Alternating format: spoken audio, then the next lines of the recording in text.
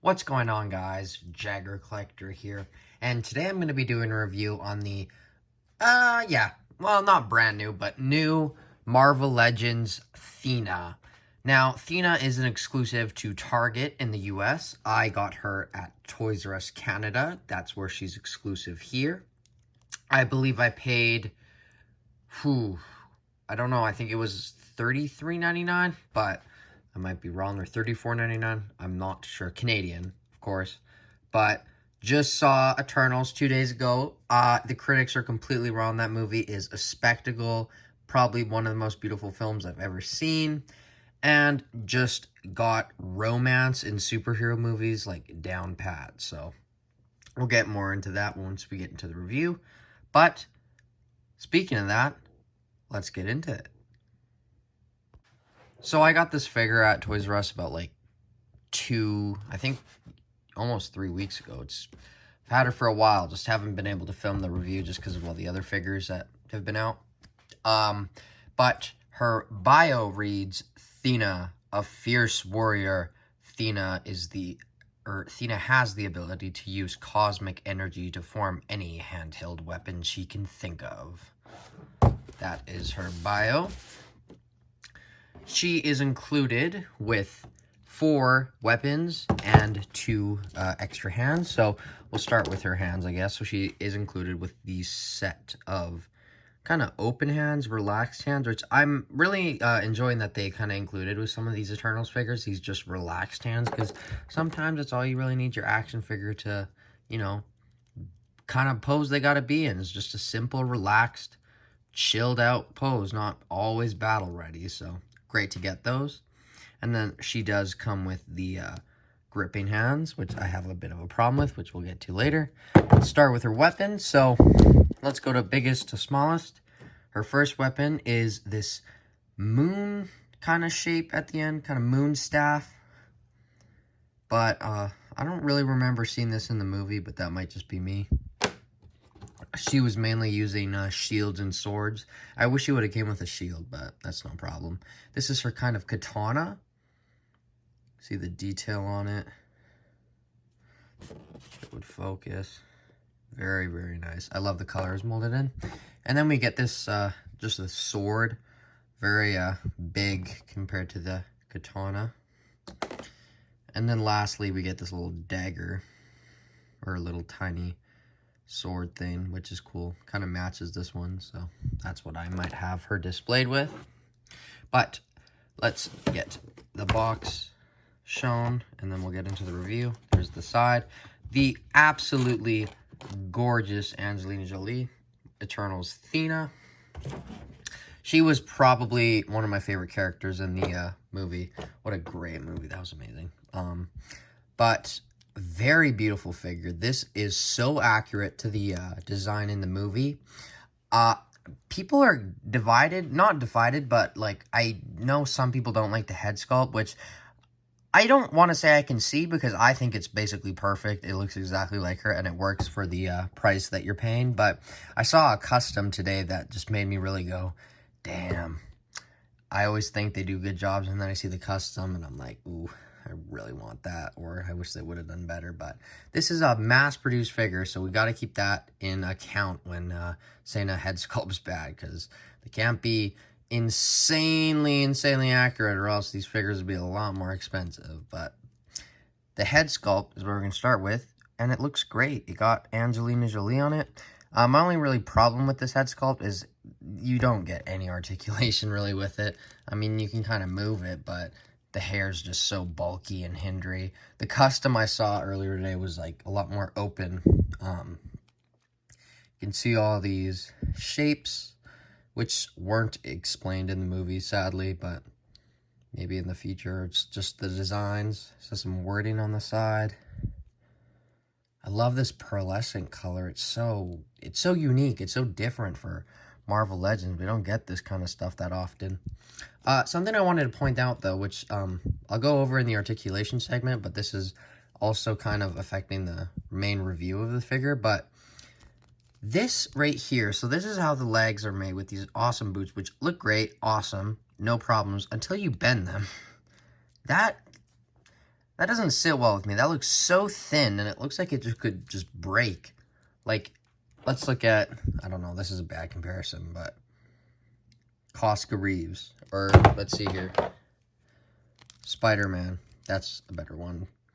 You can see how that's a lot more bulked out, but this is just like a line. It doesn't look human. It just looks like a little robotic leg, but she's not going to be in that many action poses, just because if I wanted her in action poses, I'd have to have more loose hair, because as she is right now, she's kind of just holding her weapons or having her neutral hands on.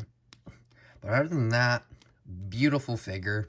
This dress, or this little gown thing, there's a little hole right there, and there's a little kind of rectangular peg on the upper part of it, so it'll just go on there. So it goes a lot lower than you think. It doesn't stay on that well, so keep that in mind.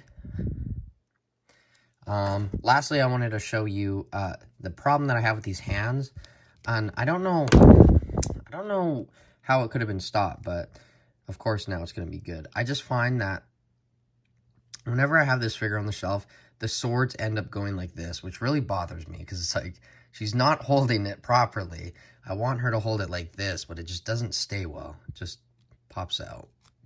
And then the same thing with the other ones. So it's not as bad with this one just because it's so light, but that's that. You can see how big that is. Super solid. I guess I'll show you a height comparison of them all. There. But other than that, let's get these guys out of the way. Unprofessional AF. But other than that, let's get into the articulation of the goddess of war. Not really, kind of, Thena. Okay, so the articulation for this Thena is pretty simple. I'm going to go over it very quickly. Hair gets in the way, which sucks, but it is what it is. It is what it is.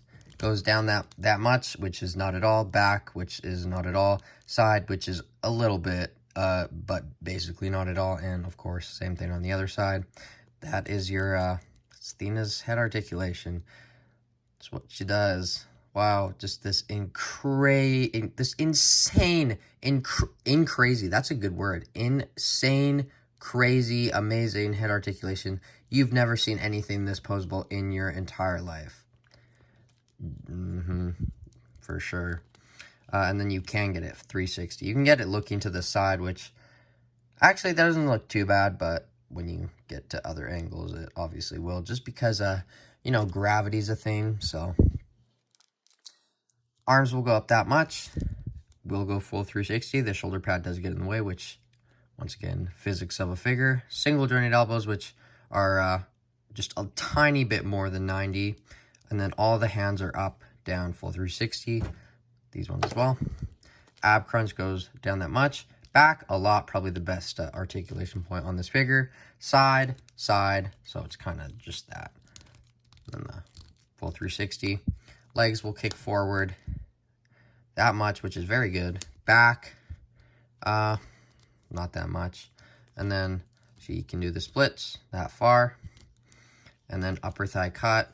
Double jointed knees. Now, when you do this, this is what I advise you to do. So put the first side of the joint down, so just this leg, and then kind of pull at the bottom, and then that'll go down.